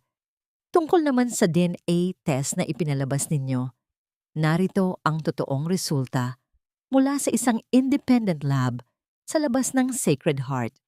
Isang resulta na hindi ninyo nagawang manipulahin. Inilapag ni Elena ang dokumentong may selyong 99.9% positive. Ang katahimikan sa loob ng boardroom ay naging bingi. Ang bawat segundo ay tila isang marahas na paghabol sa hininga para kay Ricardo at Imelda. Nakita ni Elena ang unti-unting pagguho ng mukha ni Imelda. Ang kanyang mapagkunwaring dangal ay tila isang maskarang natutunaw sa ilalim ng init ng katotohanan. Sa sandaling iyon, ang malalaking pintuan ng boardroom ay bumukas. Hindi mga gwardiya ng ospital ang pumasok, kundi mga pulis na nakauniforme kasama ang isang kinatawan mula sa Professional Regulation Commission. Ang tunog ng kanilang mabibigat na sapatos sa sahig ay tila isang martsa ng paparating na hatol. Dr. Ricardo Ilustre, may warrant kami para sa iyong pag-aresto para sa kasong plunder, estafa at medical fraud. Ang sabi ng opisyal habang nilalapitan ang nanginginig na lalaki. Naramdaman ni Elena ang isang matinding kaginhawaan, ngunit ang kanyang trabaho ay hindi pa tapos. Lumapit siya kay Ricardo habang pinapopuswasan ito. Ang bawat hikbi ng kanyang dating asawa ay tila musika sa kanyang mga tainga, ngunit hindi siya nakaramdam ng awa. Hindi mo lang nawala ang lisensya mo, Ricardo. Ang pabulong na sabi ni Elena, sapat lamang para marinig ng lalaki. Nawala mo rin ang iyong anak, si Angel. Ang batang itinapon ninyo sa charity ward dahil akala ninyo ay mahina siya. Siya ang tunay nating anak. At sisiguraduhin kong hindi mo na siya muling makikita kahit anino niya. Napahiyaw si Ricardo. Isang tunog ng matinding pagsisisi at takot. Habang kinakaladkad siya palabas ng silid, naiwan si Doña Imelda na nakatitig sa kawalan. Ang kanyang mga kamay ay nanginginig habang pilit na humahawak sa sandalan ng kanyang upuan. Ang kahariang binuo niya sa kasinungalingan ay tuluyan ng nag-abo sa harap ng kanyang mga mata. Tumayo si Elena ng tuwid. Ang kanyang puso ay tila isang muling nabuong piraso ng sining. Ang katarungan ay nagsimula na, ngunit ang baon ng emosyon ay hindi pa lubos na humuhupa. Habang papaalis ang mga pulis, lumingon si Elena kay Doña Imelda, na ngayon ay tila isang tuyong dahon na madaling mabuway sa hangin. Huwag kang mag-alala, Doña. Ikaw ang susunod. At ang bawat sentimong ninakaw ninyo sa mga pasyente, sisiguraduhin kong ibabalik ninyo. Kasama ang inyong kalayaan. Masyado kang naging kampante, Elena. Akala mo ba ay natapos na ang lahat nang maipakulong mo si Ricardo? Nagkakamali ka dahil hanggat humihinga ako, hinding-hindi mo makukuha ang huling bagay na mahalaga sa iyo. Ang boses ni Doña Imelda sa kabilang linya ng telepono ay tila isang malamig na haplos ng kamatayan sa pandinig ni Elena. Nakatayo si Elena sa gitna ng pediatric ward. Hawak-hawak ang isang maliit na manikang basahan na binili niya para kay Angel. Isang munting regalo para sa mabilis na paggaling ng bata. Ngunit ang kanyang paningin ay nakapako. Sa bakanting kama, ang mga kumot ay gulo-gulo at ang IV pole ay nakatayo na lamang doon. Wala na ang suwerong dapat ay nakakabit sa maliit na ugat ng kanyang anak. Naramdaman ni Elena ang marahas na paghinto ng kanyang mundo. Ang manikang bitbit niya ay dahan-dahang nalaglag sa sahig. Ang mahinang tunog ng pagbagsak nito sa til ay tila isang pagsabog sa gitna ng kanyang katinuan. Ang kanyang lalamunan ay biglang tinubuan ng mga tinik at ang bawat hininga niya ay tila paglunok ng mga bubog. Ang takot na nararamdaman niya ngayon ay mas matindi pa kaysa noong gabing itinapon siya sa ulan. Dahil ngayon, Hindi lamang ang kanyang buhay ang nakataya, kundi ang buhay ng kanyang angel. Nasaan ang anak ko, Imelda? Ang hiyaw ni Elena. Ang kanyang boses ay basag at puno ng pagdurusa. Huwag mong madungisan ang iyong mga kamay sa huling pagkakataon. Ibalik mo sa akin si Angel. Kung gusto mong makita ang basurang ito, pumunta ka sa lumang rest house sa dulo ng bayan. Ang malamig na sagot ni Imelda bago tuluyang maputol ang linya. Hindi na nag-isip si Elena. Sa gitna ng dilim at ng papalapit na bagyo, pinatakbo niya ang kanyang sasakyan patungo sa liblib na bahagi ng probinsya. Ang bawat patak ng ulan sa kanyang windshield ay tila mga luhang hindi na niya mailabas dahil sa tindi ng kaba. Ang lumang rest house ng mga ilustre ay isang bahay na gawa sa luma at tuyong kahoy, pinalilibutan ng matataas na talahib na tila mga kamay na gustong humila sa kanya pababa sa impyerno. Nang pumasok si Elena sa loob, ang amoy ng alikabok at luma ay sumalubong sa kanya. Sa gitna ng madilim na sala, nakita niya si Doña Imelda na nakaupo sa isang lumang silya. Hawak ang isang nakasinding kandila. Sa tabi nito, sa isang mabuhay na sopa, nakahiga si Angel, maputla, nahihirapan sa paghinga at tila walang malay. "You're late, Elena?" ang sabi ni Imelda. Ang kanyang mga mata ay nagniningning sa isang uri ng kabaliwan na tila matagal na niyang ikinukubli. Tingnan mo siya. Mahina, may sakit, isang malaking kahihiyan sa pangalan ng ilustre. Akala mo ba ay hahayaan ko siyang mabuhay upang ipaalala sa mundo ang pagkatalo namin? Baliw ka na, Imelda, ang sigaw ni Elena habang dahan-dahang lumalapit. Pilit na pinapakalma ang sarili upang hindi mabigla ang bata. Anak ko siya. Apo mo siya. Paano mo nagagawang saktan ang sarili mong dugo at laman? Dugo? Laman? Sa pamilyang ito, ang tanging mahalaga ay ang dangal. Ang bulyaw ni Imelda, tumayo siya at iwinasiwas ang kandila. Sinira mo ang anak ko. Sinira mo ang ospital ko. Ngayon, susunod ang batang ito sa kung saan mo siya dapat dinala 5 taon na ang nakalilipas. Sa gitna ng kanyang galit, hindi sinasadyang nasagi ni Imelda ang makapal na kurtinang luma at tuyo. Sa isang iglap, ang maliit na apoy mula sa kandila ay mabilis na gumapang paitaas. Ang tuyong kahoy ng kisame ay tila nagutom sa init at ang usok ay nagsimulang bumalot sa buong silid. Angel! Ang hiyaw ni Elena. Sinubukan niyang tumakbo patungo sa anak, ngunit hinarang siya ni Imelda nang may hindi maipaliwanag na lakas. Ang matandang babae ay tumatawa nang may halong iyak. Tila tinatanggap na ang kanilang magiging wakas sa loob ng nagbabagang bahay. Dito tayo matatapos, Elena, kasama ang lahat ng sikreto at lahat ng sakit. Ang sigaw ni Imelda sa gitna ng lumalakas na dagundong ng apoy. Nakita ni Elena ang pagbagsak ng isang nagniningas na bahagi ng kisame sa pagitan niya at ni Angel. Ang init ay tila humahaplos na sa kanyang balat at ang bawal paghinga niya ay puno na ng nakakasakal na usok. Sa kabila ng dingding ng apoy, nakita niya ang bahagyang pagdilat ng mga mata ni Angel. Ang kanyang maliit na kamay ay pilit na umaabot sa hangin habang humihingi ng tulong. Kailangang mamili si Elena. Ang iligtas ang sarili mula sa naglalagablab na impyerno o ang suungin ng kamatayan para sa isang batang kailanman ay hindi niya nagawang mayakap bilang isang tunay na ina. Ang huling nakita ni Elena ay ang tuluyang pagbagsak ng pangunahing poste ng bahay na nagkulong sa kanya sa isang sulok habang ang apoy ay dahan-dahang lumalapit sa kinaroroonan ng kanyang anak. Ang bawat hininga ni Elena ay tila paghigop ng nagbabagang abo na sumasakal sa kanyang baga. Ang init sa loob ng lumang rest house ay hindi na lamang haplos sa balat, kundi isang marahas na kagat na tila gustong tumupok maging sa kanyang kaluluwa. Sa gitna ng naglalakihang mga dila ng apoy na sumasayaw sa mga dingding, tanging ang maliit na figura ni Angel ang nakikita ni Elena, isang munting anghel na unti-unti nang nilalamon ng makapal at itim na usok. Angel! Anak! Ang hiyaw ni Elena. Ang kanyang boses ay napaos na sa pagtawag. Hindi niya inalintana ang mga nagbabagang piraso ng kahoy na bumabagsak sa kanyang paligid. Hinubad niya ang kanyang puting coat, ang simbolo ng kanyang propesyon, at ipinambalot ito sa kanyang mukha upang makahinga ng bahagya. Sa isang desperadong pagkilos, tinalon ni Elena ang naglalagablab na harang ng mga bumagsak na kagamitan.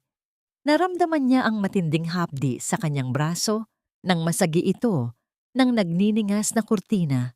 Ngunit ang sakit na yon ay wala pa sa kalingkingan ng takot na nararamdaman niya para sa kanyang anak.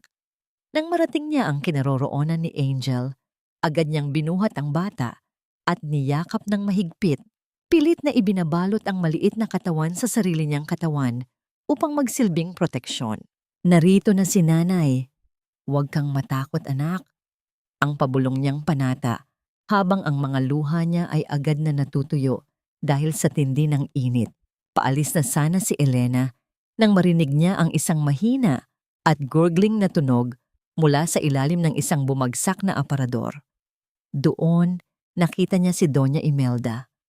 Ang matandang babae ay naipit ang mga binti sa mabigat na kahoy at ang kanyang marangyang terno ay nagsisimula na ring abutan ng apoy. Ang kanyang mga mata, na dati ay puno ng garbo at puot, ay ngayon ay nanlalaki sa matinding sindak at pagsisisi. Elena, tulong. Huwag mo akong iwan dito. Ang pagsusumamo ni Imelda, ang kanyang boses, ay tila isang kiskis ng tuyong papel. Napatigil si Elena. Sa isang sandali, bumalik sa kanyang isipan ang lahat ng pasakit na ibinigay ng babaeng ito. Ang gabing itinapon siya sa ulan, ang pagnanakaw sa kanyang anak, at ang pagtatangkang sirain ang kanyang katinoan. Madali lang sanang tumalikod at hayaan ang apoy na magbigay ng katarungan. Ngunit habang nararamdaman niya ang mahinang tibok ng puso ni Angel sa kanyang dibdib, nalaman ni Elena na hindi niya kayang maging katulad ng mga ilustre. Ihawak niyo ang kamay niyo rito. Ang sigaw ni Elena. Gamit ang kanyang natitirang lakas, pilit niyang itinulak ang mabigat na aparador. Ang bawat ugat sa kanyang leeg ay tila gustong pumutok sa bigat, at ang init ay tila sinusunog na ang kanyang mga palad. Naramdaman ni Elena ang pagyanig ng buong sahig. Ang pangunahing haligi ng bahay ay naglabas ng isang nakakangilong tunog ng pagkabali. Isang hudyat na anumang sandali ay tuluyan ng guguho ang buong istruktura. Nagawa niyang mahila si Imelda palayo sa aparador, ngunit ang matanda ay masyadong nanghina para makatayo. Tumakbo ka na, Elena. Iligtas mo ang bata. Ang mahinang bulong ni Imelda habang nakatingin sa kisameng dahan-dahan ng bumabagsak. Sa unang pagkakataon, nakita ni Elena ang tunay na tao sa likod ng maskara ng isang kontrabida, isang matandang babaeng napagtanto na ang lahat ng kanyang yaman at dangal ay wala palang silbi sa harap ng kamatayan. Sa gitna ng malakas na dagundong ng pagguho ng bubong, pinilit ni Elena na kaladkarin si Imelda habang pasan-pasan si Angel. Ngunit ang apoy ay tila isang buhay na nilalang na humaharang sa bawat labasan. Sa huling sandali, isang malakas na pagsabog ng init ang nagmula sa kusina na nagpadilim sa lahat. Nang muling magkamalay si Elena, naramdaman niya ang malamig na patak ng ulan sa kanyang mukha. Nakahiga siya sa maputik na lupa, malayo na sa nasusunog na rest house. Sa kanyang tabi, mahimbing pa ring natutulog si Angel, ligtas at humihinga ng maayos sa loob ng kanyang yakap.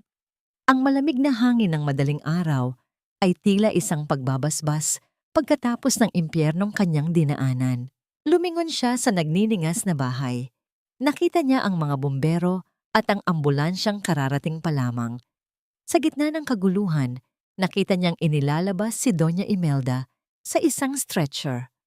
Ang matanda ay buhay, ngunit ang kanyang mga mata ay nakatitig lamang sa langit. Tila hindi na muling makakakita ng liwanag ang kanyang dating pagkatao. Nayakap ni Elena si Angel ng mas mahigpit.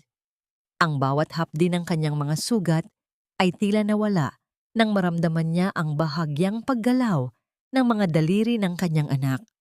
Ang gabi ng lagim ay natapos na, ngunit habang pinagmamasdan niya ang papalubog na apoy, alam ni Elena na ang tunay na laban ay hindi pa ganap na natatapos. Ano ang magiging buhay nila pagkatapos ng gabing ito? Maibabalik ba talaga ang lahat ng nawala? O ang mga pilat ng apoy na ito ay mananatiling tanda ng isang nakaraang hindi kailanman ganap na mahihilom? Hindi sapat ang salitang patawad para puna ng 5 taon na ninakaw ko sa inyo, Elena. Pero sa harap ng batas at ng Diyos, hindi ko nahahayaang mabulok ang aking kaluluwa sa mga kasinungalingan ni Mama. Ang boses ni Ricardo ay basag, puno ng pait at tunay na pagsisisi habang nakatayo siya sa loob ng courtroom. Suot ang kulay kahel na uniforme ng bilanggo. Ang bawat salitang binitawan niya ay tila isang mabigat na bato na dahan-dahang inaalis sa dibdib ni Elena. Sa tabi ni Ricardo, si Doña Imelda ay nakaupo sa isang wheelchair. Ang kalahati ng kanyang mukha ay balot pa ng benda mula sa sunog. Wala na ang dating kislap ng kayabangan sa kanyang mga mata. Tanging ang isang hungkag na titig na lamang ang naiwan. Tila isang reynang nawalan ng kaharian at bait. Nakatayo si Elena sa gitna ng silid. Suot ang isang simpleng puting bestida. Ang kanyang braso ay may benda pa rin. Isang permanenteng paalala ng apoy na hinarap niya para kay Angel. Naramdaman niya ang dahan-dahang pag-agos ng luha sa kanyang mga pisngi. Ngunit sa pagkakataong ito, hindi ito luha ng pait. Ito ay ang luha ng isang paglaya. Ang tunog ng pagsulat ng stenographer sa kanyang makina at ang mahinang bulungan ng mga tao sa loob ng korte ay tila naging isang malayo at malabong kanta sa kanyang pandinig. Nang ilabas ng hukom ang pinal na desisyon, ang pagbabalik ng kanyang lisensya bilang doktor at ang pagkumpiska sa lahat ng nakaw na yaman ng mga ilustre upang ibayad sa mga biktima ng ospital, naramdaman ni Elena na tila may isang malaking pasanin na tuluyan ng gumuho mula sa kanyang mga balikat. Ang katarungan na akala niya ay isang pangarap lamang noong gabing itinapon siya sa kalsada ay narito na sa kanyang harapan, kasing linaw ng sikat ng araw sa labas ng bintana. Matapos ang paglilitis, agad na bumalik si Elena sa Sacred Heart Hospital. Ngunit hindi siya dumiretso sa opisina ng medical director. Sa halip, nagtungo siya sa pediatric recovery room. Doon, sa ilalim ng payapang liwanag ng hapon, nakita niya si Angel. Ang bata ay gising na. Nakaupo sa kama at dahan-dahang nagkukulay sa isang libro. Ang kanyang paghinga ay malalim, regular, at wala na ang dating hapo na tila palaging humahabol sa kanyang buhay. "Doc, Nanay?" Ang mahinang tawag ni Angel nang makita si Elena.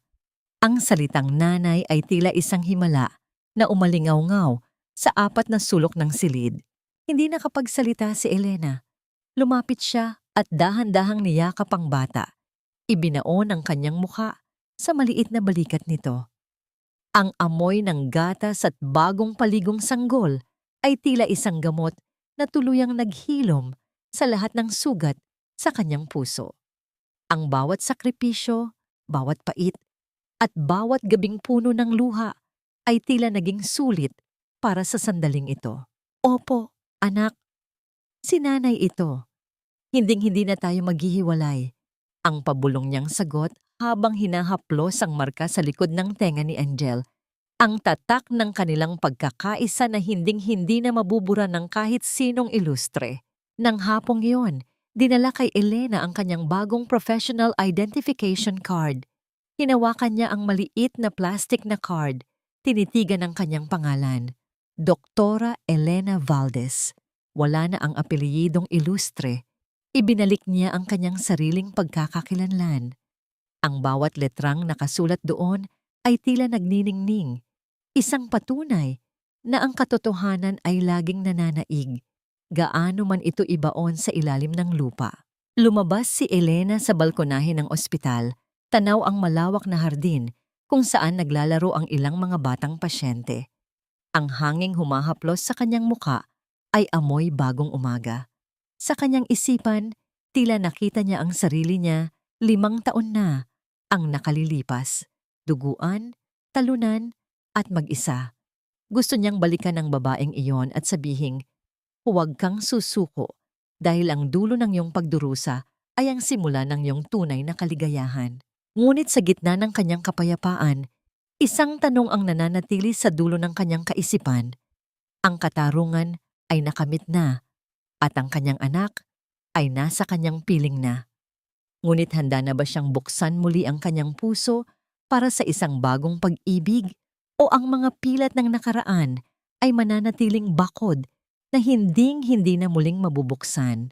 Habang pinagmamasdan niya ang papalubog na araw na nagbibigay ng ginintuang kulay sa buong lungsod, narinig ni Elena ang isang pamilyar na yabag ng sapatos sa kanyang likuran. Isang tao na nanatili sa kanyang tabi sa gitna ng bagyo at ngayon ay narito pa rin sa kanyang panibagong pagsikat. Ang sikat ng araw sa dapit hapon ay dahan-dahang bumabalot sa malawak na hardin ng Sacred Heart Hospital na nagbibigay ng kulay ginto sa bawat talulot ng mga puting sampagita na nakatanim sa paligid. Ang hangin ay amoy sariwa, malayo sa malapot na amoy ng gamot at takot na bumabalot sa lugar na ito. 5 taon na ang nakalilipas. Ngayon, ang ospital ay hindi na isang kuta ng kasakiman, kundi isang kanlungan ng tunay na pagkalinga para sa mga nangangailangan. Sa gitna ng damuhan, isang batang babae na may mahaba at itim na buhok ang masayang tumatakbo. Ang bawat hakbang ni Angel ay puno ng lakas at ang kanyang malakas na halakhak ay umuusal sa buong paligid. Isang tunog na tila isang himala para sa sinumang nakakaalam sa pinagdaanan ng kanyang maliit na puso. Napatigil siya sa pagtakbo at lumapit sa isang matandang babae na nakaupo sa bench. Dahan-dahang kinuha ni Angel ang kamay ni Lola Basyon at idiniit ito sa kanyang noo bilang pagmamano, isang pagpapakita ng galang na itinuro ni Elena mula nang magsimula ang kanilang bagong buhay. Pinagmamasdan ni Elena ang tagpong ito mula sa balkonahe ng kanyang opisina. Suot niya ang kanyang puting coat na may burdang Dr. Elena Valdez at sa kanyang tabi ay nakatayo si Dr. Gabriel, ang kaisa-isang tao na nanatiling tapat sa kanya sa gitna ng kanyang pakikipaglaban sa mga ilustre.